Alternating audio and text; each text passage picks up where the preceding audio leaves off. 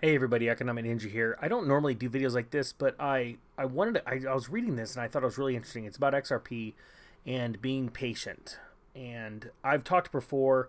I own XRP. I've owned it for quite some time. And XRP, and I've explained this in regards to what happened in 2017. That XRP is one of the last, ironically, that and Digibyte to the party, and they were the last ones to run in the last 2017 run up. And I've told you before, in my personal opinion, I'm not a financial advisor, I'm not a stock or crypto guru, but I believe that we're going to see some more run up this year before we see a downturn in all markets, including cryptocurrency.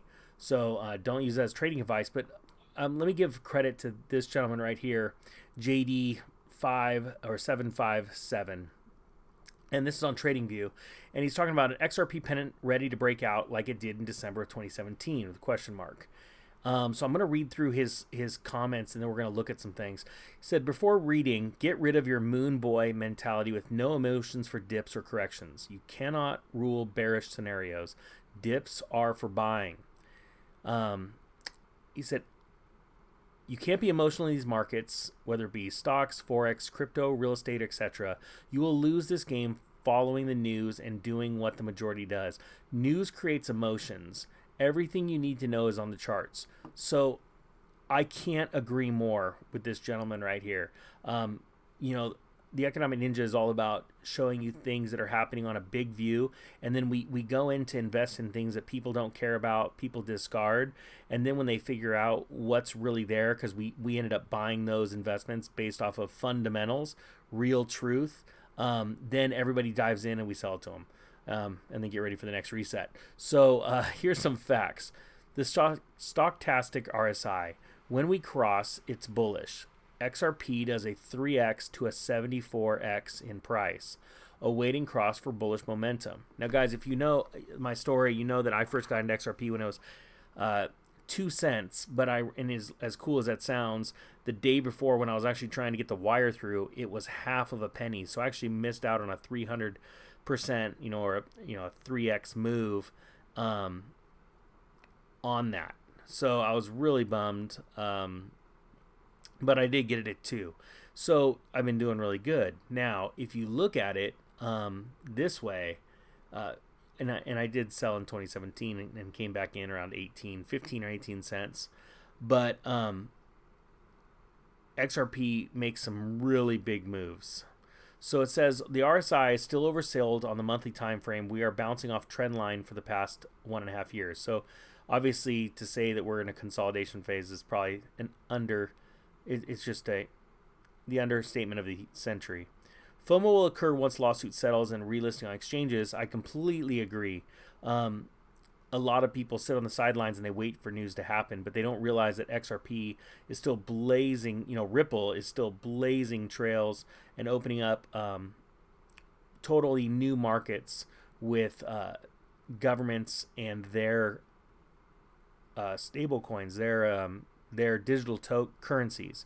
People don't realize how big of a deal that is, that they are working on their digital currencies that will ride on top of the XRP blockchain. And that's why I'm bullish about it. Again, not trading advice.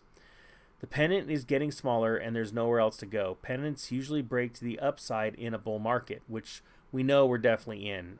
You don't have to listen to me. You could listen to the Guggenheim, JP Morgan, all of these big boys that are saying they expect crypto to go much higher.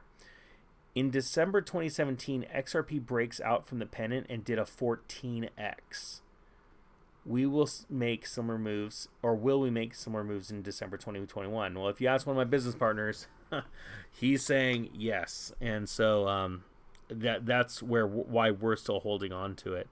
I don't need to really stress out about what it says in the news.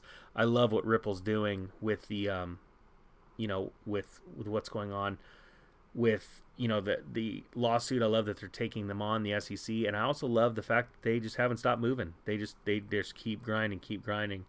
So to give you an idea, this is that move that we were talking about. And I'm gonna link this, obviously, the story, to give as much credit as I can to JD757. Thank you so much for this.